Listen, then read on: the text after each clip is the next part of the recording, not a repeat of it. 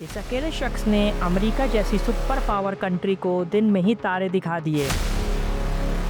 इसने 2013 में 10 लाख से भी ज़्यादा टॉप सीक्रेट फाइल्स चुरा कर पूरी दुनिया के सामने खोल कर रख दी। उस दिन से लेकर अब तक ये अमेरिका का मोस्ट वांटेड क्रिमिनल है। लेकिन इतना बड़ा गुनाह करने के बाद भी इसको हीरो की नज़र से देखा जाता है। दुनिया की टॉप सीक्रेट एजेंसीज के डॉक्यूमेंट्स इसने कैसे चुराए और इनको क्यों लीक किया, और इतना सब होने के बाद भी अमेरिका की गिरफ्त से कैसे बचा हुआ है, तो आइए दोस्तों जानते हैं। दोस्तों 6 जून 2013 को सुबह का सूरज अमेरिकन गवर्नमेंट पर बहुत बड़ी मुसीबत लेकर आया। होता कुछ यूँ है, द गार्डियन और द वाशिंगटन पोस्ट पे एक खबर की सीरीज पब्लिश होती है जिसमें NSA यानी नेशनल सिक्योरिटी एजेंसी के टॉप सीक्रेट डॉक्यूमेंट्स के एविडेंस मौजूद थे। इन डॉक्यूमेंट्स में न सिर्फ अमेरिका बल्कि पूरी दुनिया को हैरत में मुब्तला कर दिया जब दुनिया को ये पता चला कि अमेरिका गवर्नमेंट हर मोबाइल यूजर पर नजर रखी हुई है। इन डॉक्यूमेंट्स में NSA के सीक्रेट प्रोग्राम प्रिज्म को एक्सपोज किया गया था। इसका मतलब ये है कि एक ऐसा सीक्रेट प्रोग्राम जो US गवर्नमेंट को गूगल, एप्पल, फेसबुक जैसी कंपनीज के जरिए पीछे के रास्ते से यूजर के प्राइवेट डेटा को US गवर्नमेंट तक पहुंचाती थी। इसके अलावा इनके पास एक सीक्रेट कोर्ट ऑर्डर है जिसके जरिए वो मिलियंस ऑफ वेराइजन का डेटा एक्सेस कर सकते हैं। इसके बाद दोस्तों लीक किए गए डॉक्यूमेंट्स में प्रेसिडेंट ओबामा की तरफ से लिखे गए 18 पेजेस का मेमो भी था जिसमें ओबामा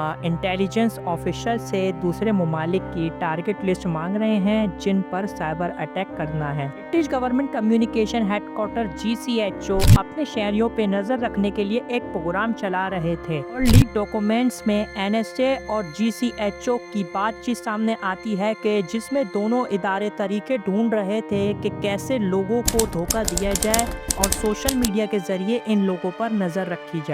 दोस्तों शुरुआत में तो किसी को पता ही नहीं था ये डॉक्यूमेंट्स किसने लीक किए और क्या ये सच्चे भी हैं या नहीं। लेकिन इन डॉक्यूमेंट्स के लीक होने के बाद ठीक 3 दिन बाद एक शख्स सामने आता है और इन डॉक्यूमेंट्स लीक करने की जिम्मेदारी लेता है। 29 साला एक एडवर्ड स्नोडेन जो एक हाई स्कूल ड्रॉप आउट था और इसने अपनी करियर की शुरुआत US मिलिट्री से की, लेकिन एक साल के बाद वहां से डिस्चार्ज होकर 2005 में मैरीलैंड यूनिवर्सिटी का सिक्योरिटी गार्ड लगा। वैसे दोस्तों एडवर्ड पढ़ाई में अच्छा नहीं था, लेकिन इसकी कंप्यूटर स्किल्स अच्छी होने की वजह से CIA ने इसको जॉब पर रख लिया। CIA के साथ कुछ साल काम करने के बाद 2009 में अमेरिकन टेक चाइल्ड डेल ने इसको काम पर रख लिया। उस वक्त डेल के पास NSA के कंप्यूटर को अपग्रेड करने का कॉन्ट्रैक्ट भी था। इन्होंने एडवर्ड को भी इस प्रोजेक्ट पर लगा दिया। हाँ, एडवर्ड की पोस्ट पहले सुपरवाइजर की थी, उसके बाद वो साइबर स्ट्रेटेजिस्ट बन गया। लेकिन आगे ऐसा क्या हुआ कि CIA और NSA की तरफ से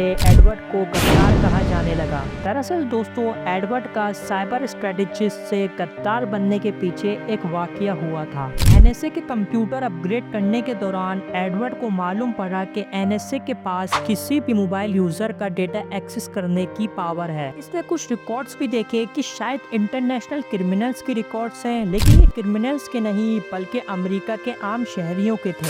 इसी दौरान अमेरिका की कांग्रेस में इंटेलिजेंस के मुद्दे पर बहस चल रही थी। रॉन वाइडन जो कि एक अमेरिकन पॉलिटिशियन है, इन्होंने भरी कांग्रेस में NSA के डायरेक्टर जेम्स क्लैपर से एक सवाल किया कि क्या आपकी एजेंसी अमेरिकन का डेटा जमा करती है या नहीं। कांग्रेस का ये सेशन नेशनल टीवी पर भी ब्रॉडकास्ट हो रहा था। जेम्स क्लैपर ने करोड़ों लोगों के सामने बोला, नहीं, हमारा काम सिर्फ फॉरेन इंटेलिजेंस का है। एडवर्ड स्नोडेन इस वक्त अपने डायरेक्टर को साफ साफ झूठ बोलता देख हैरत में पड़ गया। को इतना गुस्सा आया कि इसने 3 दिन बाद डेल की जॉब को छोड़ दिया। ने 2013 में डेल को छोड़कर बूज एलन हैमिल्टन को ज्वाइन किया जो इस वक्त US मिलिट्री, CIA और NSA के लिए काम करती थी। यहाँ पे भी इसको एक NSA के प्रोजेक्ट पे लगा दिया। NSA का कहना है कि एडवर्ड ने हमारे सिस्टम से इतनी फाइल्स चुराई हैं कि इनका अंदाजा लगाना भी मुश्किल हो रहा है क्योंकि इनकी तादाद 20 लाख से भी ज्यादा है। लेकिन एडवर्ड ने ऐसा क्या किया कि इतनी सारी फाइल्स को कॉपी करते वक्त किसी को भिनक तक नहीं लगी।